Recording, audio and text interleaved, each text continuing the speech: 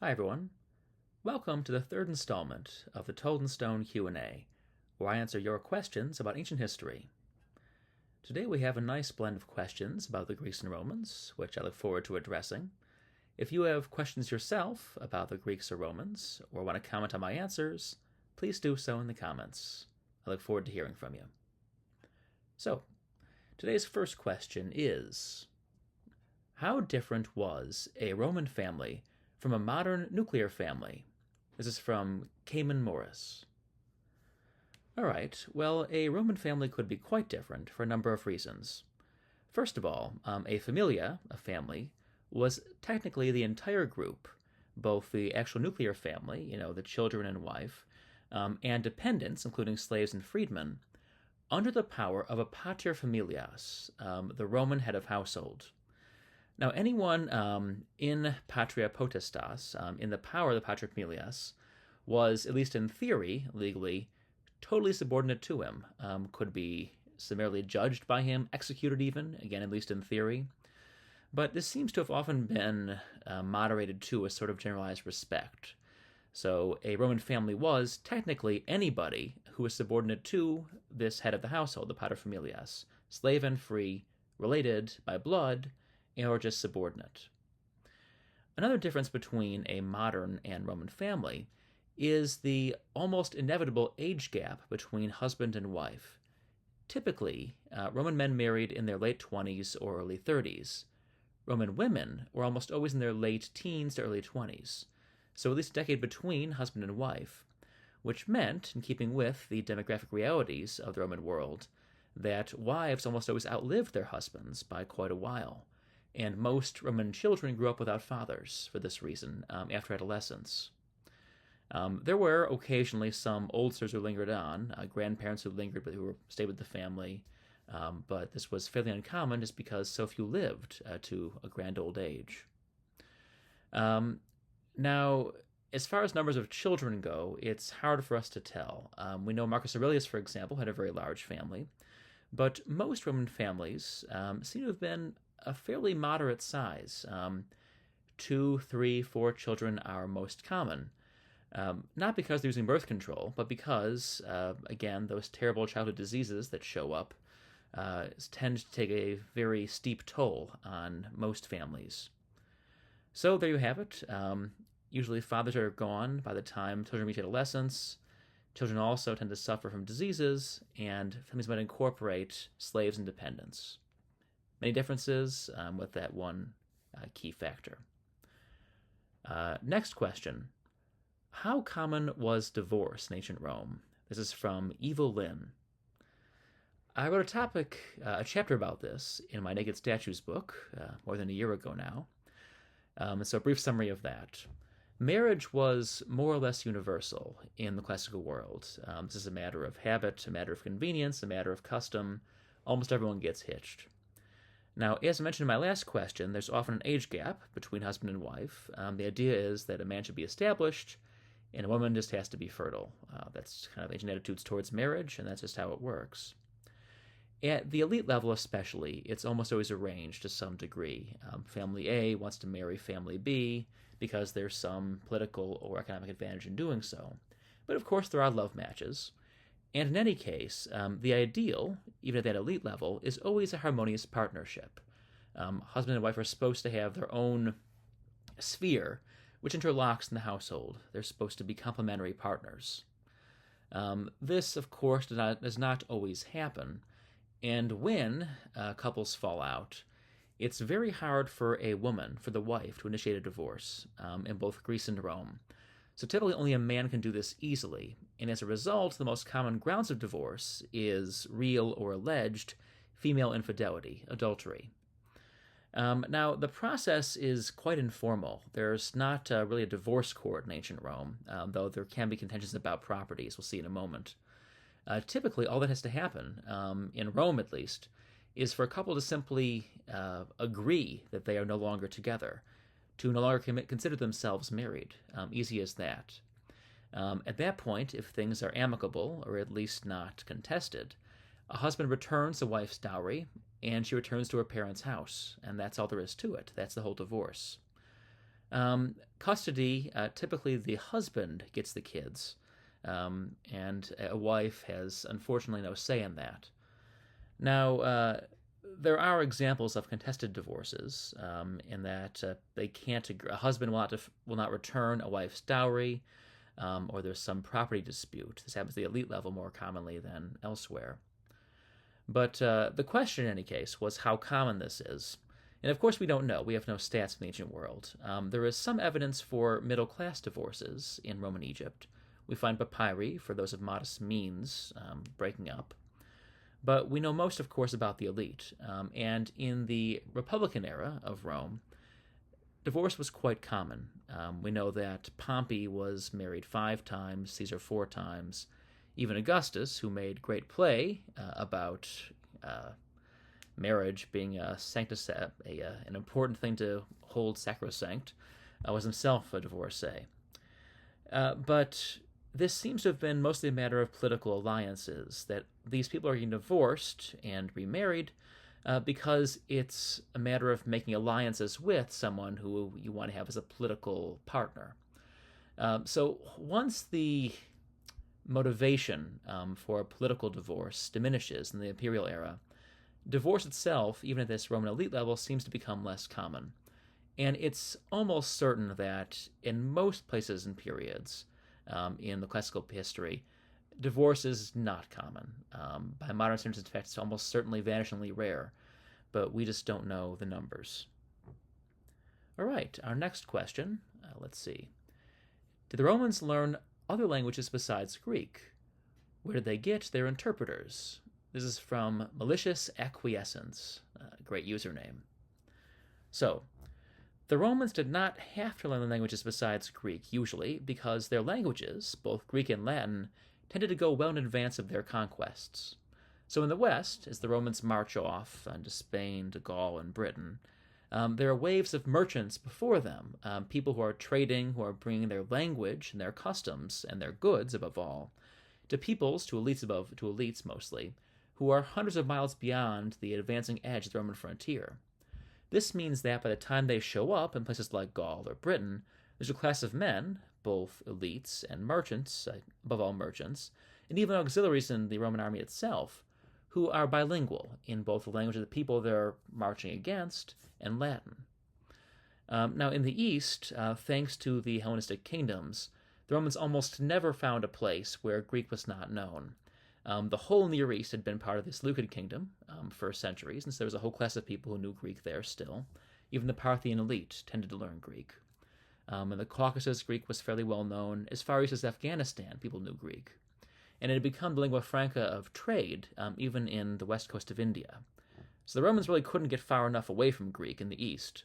And in the west, where they did occasionally overmarch language of Latin, they almost always had a class of people, these Romanized elites, merchants, and even their own auxiliaries, they could draw upon as interpreters. So Caesar, for example, we know he used a couple the sons of Gallic notables a few times to communicate with Gallic chieftains who were not yet conquered. The Romans, in other words, tended to exert a great deal of soft power beyond their frontiers, and this ensured that their languages were known in advance of the legions. Actually, a fun story before I continue onward.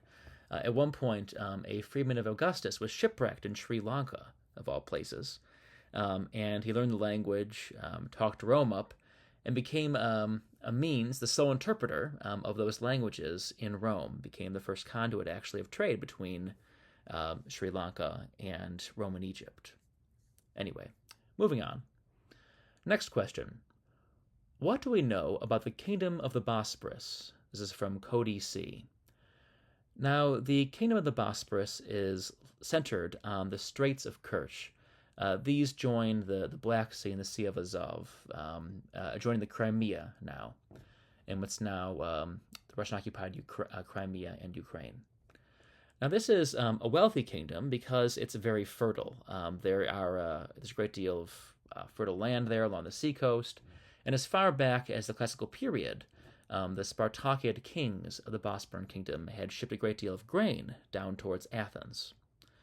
The Romans retain this alliance with this part of the world because the Bosporan kingdom becomes what we call a client kingdom. Now, the Romans, when they advance into a new area, often don't annex the whole thing. They only annex the parts that are most worth ruling, that are, in other words, most taxable, that are richest, most developed, most urbanized. Areas that are not very urbanized or are very distant from the empire, are hard to rule for some reason or another, tend to become client kingdoms, at least temporarily. This means that the Romans essentially deputize the existing leaders, the existing aristocracy, say, okay, King X or King Y, you will reign in power with our acquiescence. In return, you give us some kickback or other. You might give us part of your wealth, might give us some grain in this case. But above all, you're going to be our agent in dealings with your other, less friendly neighbors. And so a client kingdom is a nice halfway house between becoming a province and being a distant, hostile, peregrine nation. So the Bosporan kingdom becomes a client kingdom of Rome.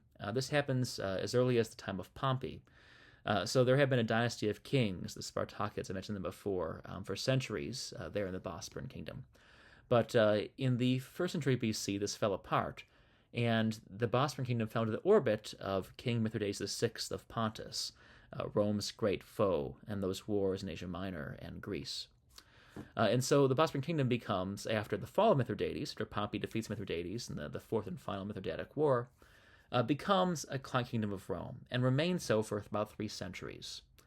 They're close allies. The kings seem to identify themselves very closely with the Roman elite. They actually rename one of the main cities after Agrippa, Augustus's right-hand man. Nero actually annexes part of the kingdom briefly, outright, it seems. We guess from numismatic evidence, but we don't actually know whether this is full-out annexation.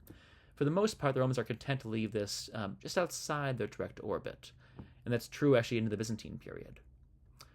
As for how much we know about it, we have these stray mentions in Roman texts, which are helpful as far as they go, but we don't know a great deal about the material culture. We have a lot of coins that were issued by these kings. They make their way down into Asia Minor, and there are excavations in the Crimea that give us some of this. But those excavations, most of which were done by the Soviets in the Russian era, are almost always published in Russian, and so tend to be inaccessible to most Western scholars. So the sad fact is that the language barrier keeps us from knowing a great deal about the Bosporan kingdom, at least in this case, because I don't know Russian. Anyway, moving on to our final question. How were Roman laws enforced? This is from Pedden Harley.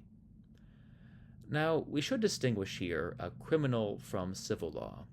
So in the case of criminal law, that is, matters pertaining to the actual law of the Roman state, offenses against, in other words, the laws of Rome, these are enforced by the state itself. So that means either if you're doing something, so in the Roman case, this means, a criminal case, means you're actually opposing the state itself. It's a case of treason or maiestas, which is actually, again, a direct offense against the state. Or it's a case of murder, for example, murder or poisoning. Those also fall under criminal law, laws that are prosecuted by agents of the Roman state itself. So in that case, the Romans state, the Roman government, will enforce the laws. Now in the case of civil law, that is, matters between two Roman citizens, or just two citizens of the empire, it's not quite so straightforward. There the state takes kind of a backseat role in many cases. So to give you an example, let's say Farmer Lucius is been planting his grain in Farmer Gaius's land, and Farmer Gaius is not so pleased about that. So he goes to bring his case, let's say they're in the Italian Campagna, he brings his case on into Rome, to the praetor there, and wants to bring his wealthier neighbor, Farmer Gaius, to court. Now, what he has to do, he has to accuse him formally before a magistrate. And if the magistrate agrees with this case, then it'll be brought to trial. Now, this is not as straightforward as might be assumed because the facts of the case are hard to establish. And in most cases, they're less important than the actual statuses of Farmer Gaius and Farmer Lucius.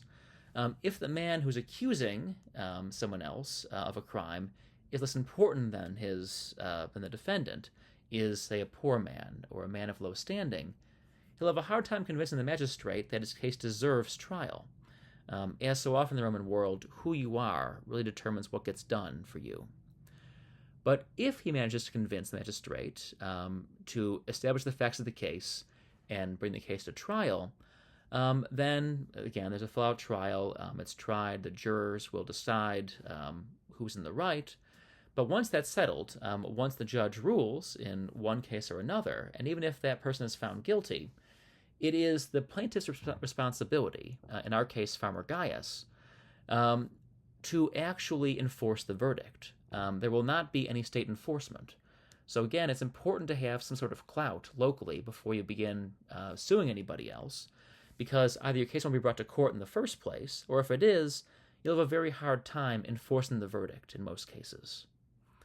So Roman law is enforced, as in most cases in the Roman world, by a sort of community standard.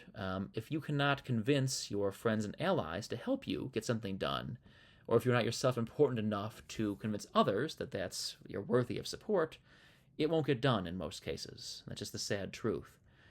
Later in Roman law, there will actually be a division between the honestiores and humiliores, between those who are more humble and those who are more honest, literally, more worthy. And they'll have wholly different punishment structures.